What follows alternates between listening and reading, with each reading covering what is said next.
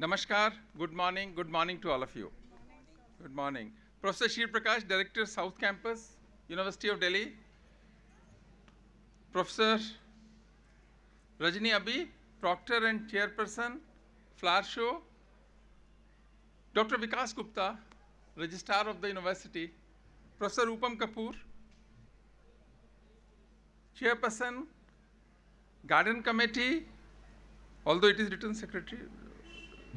Professor of Botany, accomplished professor, distinguished professor Rupam Kapoor, head of the departments, principals of different institutions and colleges, distinguished guests, outstanding faculty members, members of Flower Show Committee, distinguished judges of the Flower Show,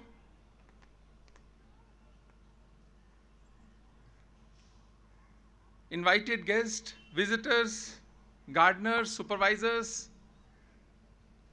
malis, and my dear students. Good morning to all of you. पिछली बार हम परेशान थे कि धूप बहुत थी और इस बार डर लगा है कि बारिश ना आ जाए, अब आई, ज़्यादा आई, कम आई। देखो मौसम का कमाल, और इसी मौसम के कमाल से इतने सारे फूल यहाँ पर हैं दिल्ली विश्वविद्यालय में, और ये इस तरह का कार्यक्रम करना भी अपने आप में बड़ी बात है। इसके लिए मैं दिल्ली विश्वविद्यालय की अच्छी प्रैक्टिसेस को बधाई देता हूँ। This event provides a unique platform for showing the university's commitment to environmental consciousness, horticulture excellence, aesthetic appreciation, and compassion and understanding of existence of other species, plants, including human beings. That's why when the concept note was given to me by Professor Upam Kapoor, I was going through that concept note and trying to understand the various activities. Then I was impressed with the theme of the flower show, because theme is what? The theme of the flower show is very relevant, important, significant. And two words which inspired me, flora and fabric. And Professor Shri Prakash also said they have related these two words, flora and fabric. They are related and deeply woven in our heritage. And we have just seen the colors of India, colors of various states, and colors of handloom. I would like to congratulate all my dear daughters for the same.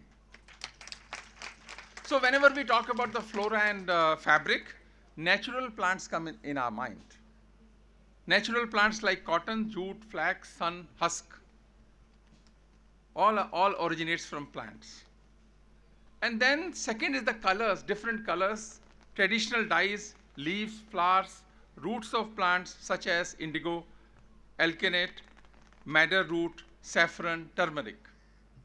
But you know, the combination of these two things, one is the fabric, natural fabric from plants, and then different dyes, colors, they create vibrant handloom textile for centuries. The ecosystem, eco-friendly nature of handloom aligns perfectly with our commitment to sustainability and biodiversity. That's why we want to promote, Government of India also promoting through different initiatives this climate-friendly handloom textile will accelerate the economic growth of our country, because in the theme also we are talking about Viksit Bharat, and for Viksit Bharat we need accelerated growth rate, and this acceleration of growth rate, this sector, handloom sector, can contribute, because this sector was contributing in the past also in the growth of the country. Prime Minister has rightly said, Khadi for nation, Khadi for passion, Khadi for fashion, and Khadi for transformation. And now this vision not only supports artisans but also integrates sustainability in our economic growth. Worldwide, people are saying now that India should focus on sustainability. Yes, sustainability is important, but we have to accelerate growth rate with sustainability, and this is an area which is the true example of growth and sustainability. So I would like to thank Garden Committee for choosing this theme, which will influence all for embracing responsibility, preserving culture, and promoting India's green future. Handloom sector provides livelihood to millions of artisans, particularly in rural India, while reviving traditional weaving techniques. As I am told, good number of weavers are here. They have experience for 20 years, 30 years, 40 years. So we will get an opportunity to interact with them. So by embracing handloom, we empower women, promoting rural industries and contribute to eco-friendly practices. And I just want to tell you, in the handloom sector, 72% are women. So it's an area, if that area is promoted, we are empowering the women power of our country. India has rich tradition of production by masses. When we see the ancient India, our focus was production by masses, not production for masses. It means what? There was a focus of small scale industries. People were focusing, and after that it was exported to different countries. So Indian handloom industry has witnessed a remarkable transformation in the last 10 years. I would like to quote the turnover. 30,000 crore industry, now it has become to 1,30,000 crore. So imagine what has happened in last 10 years with handloom, with a proper focus by the Government of India. Global demand of Indian hand woven fabric is on the rise due to exceptional quality. We can see, we have just seen the exceptional quality of hand woven fabric. Here the concept is very simple. Concept is what? Farm to fiber, fiber to factory, factory to fashion, and fashion to foreign. This is the entire value chain. So our focus is from farm to foreign. We should export, and we should focus on the export. Why I am saying this? When these Britishers came to India, they had not seen cotton. First time when they came to India, they saw cotton, and one of the Britishers has written in his book that these Indians are very clever. The wool which we are getting from sheep, they are growing in plants. The wool which we are getting from sheep, they are growing in plants. They had not seen, but they took that opportunity. They took that opportunity, and within couple of decades, Manchester became the textile hub of the world. Although we were the hub, but we could not, because of the administrative difficulties which we were facing in those days, and rest of the history what had happened. आप में से बहुत लोगों ने सुना होगा ढाका की मलमल. बहुत लोगों ने सुना होगा ढाका की मलमल. कभी इस धरती का सबसे कीमती कपड़ा था वो. बहुत पैसे वाले लोग, राजा उसको पहनते थे, मंदिरों में इस्तेमाल होता था. अचानक ये ब्रिटिश रूल जब आया, ब्रिटिश इंडिया आया, तो गायब क्यों हो गया ये? और इसको ढाका की मलमल ही क्यों बोलते थे? भारत की मलमल क्यों नहीं बोलते थे? दिल्ली की मलमल क्यों नहीं बोलते थे? महाराष्ट्र की मलमल क्यों नहीं बोलते थे? इसको ढाका की मलमल ही बोलते थे. और ऐसा माना जाता है कि 300 फीट लंबे कपड़े को इतना मुलायम होता था कि अंगूठी में से निकल जाता था. और भारत उसका अकेला देश था जो एक्सपोर्ट करता था, और एक सिग्निफिकेंट कंट्रीब्यूशन हमारा जीडीपी का मलमल के कपड़े से होता था. संसार में किसी को भी अच्छा कपड़ा चाहिए तो वो भारत से ही होता था. और शायद इसी कारण से इतने सारे ट्रेडर्स भारत में आए. इसमें बहुत बड़ा एक कंट्रीब्यूशन था इसका. तो मैंने कहा ढाका का मलमल ही क्यों? इसलिए अब तो खैर हमारे पास ढाका भी नहीं रहा, मलमल की तो क्या बात करें. लेकिन फिर भी वहाँ ढाका के पास, ढाका से जो उस समय बंगाल था हमारा, एक नदी निकलती है मेघना. उस मेघना नदी के किनारे एक खास तरह की कपास का उत्पादन होता था, कॉटन का उत्पादन होता था. अब आप सोचो कि कश्मीर से केसर लाकर दिल्ली में नहीं उगा सकते आप. केसर तो कश्मीर में ही उगेगा, वहीं पे आएगा, दिल्ली में नहीं हो सकता, क्योंकि weather condition, environmental condition support नहीं करती उसको, या आप आर्टिफिशियली वो कंडीशंस क्रिएट करें। आज तो साइंस बहुत ऊपर हो गई।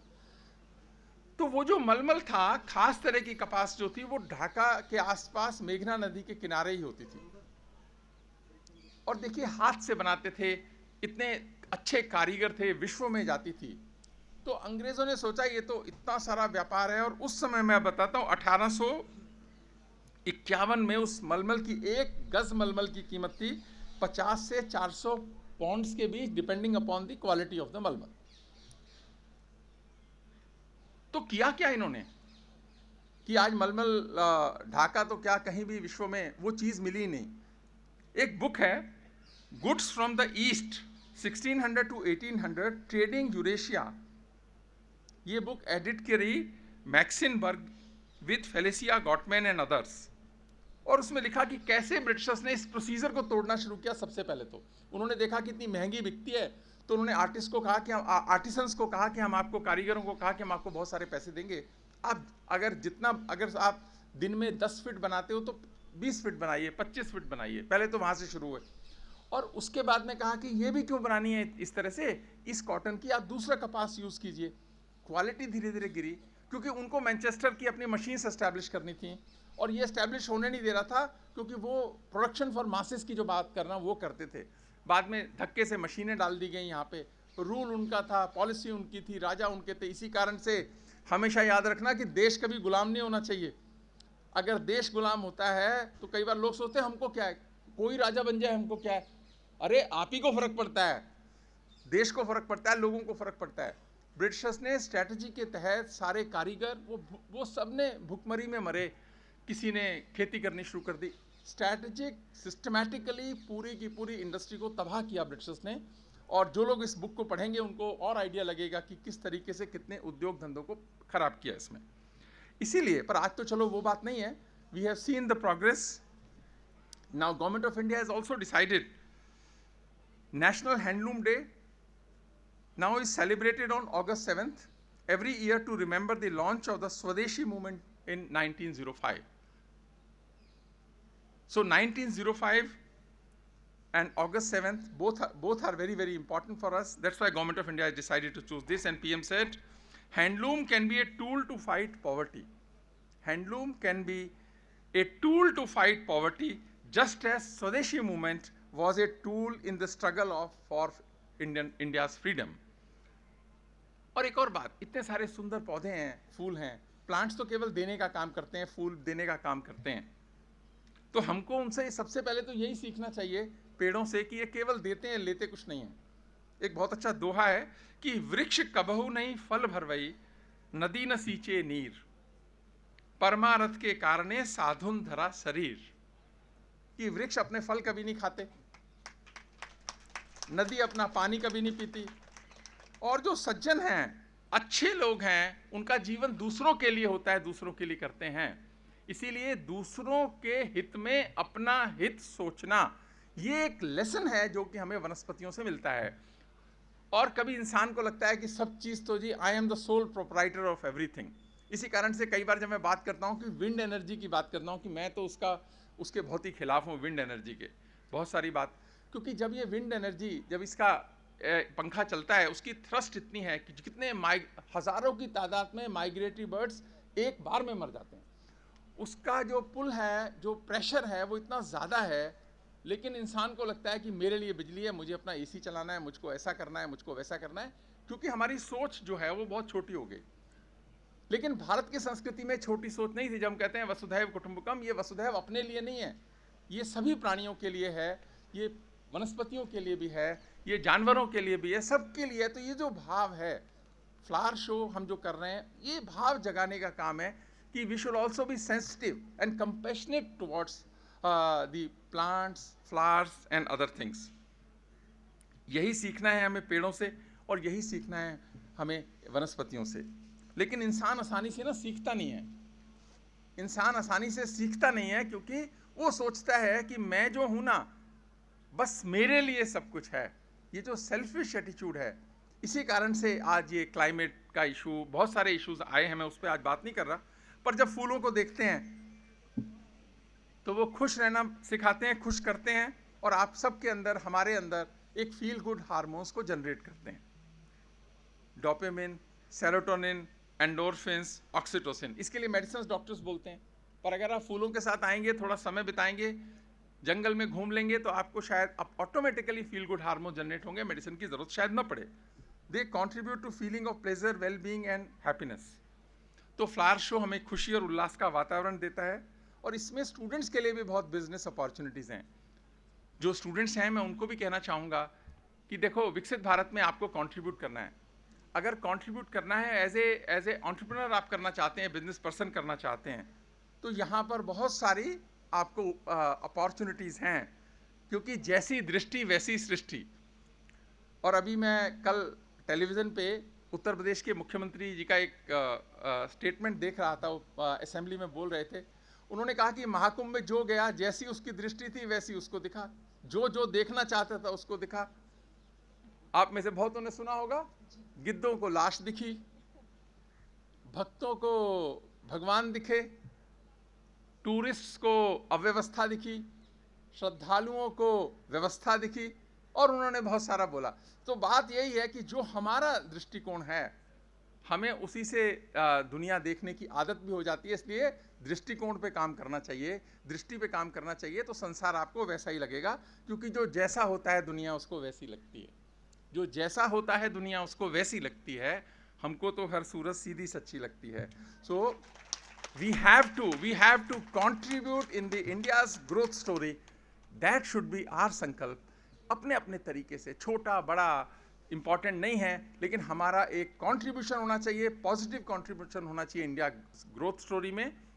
और मैं ऐसा मानता हूं कि जो अब हमारे बच्चे हैं, आप सब अपनी तरह से अपना योगदान करेंगे, और हम इसको भी अचीव करेंगे कि हम Bharat will be A developed nation by 2047, लेकिन खुशहाल भी होंगे, खुश होंगे, और एक अच्छी दुनिया का हम एक एग्जाम्पल बने। और दिल्ली विश्वविद्यालय का ये जो कार्यक्रम है, ये एक उदाहरण है जो सभी को फॉलो करना चाहिए, बहुत से लोग करते भी होंगे।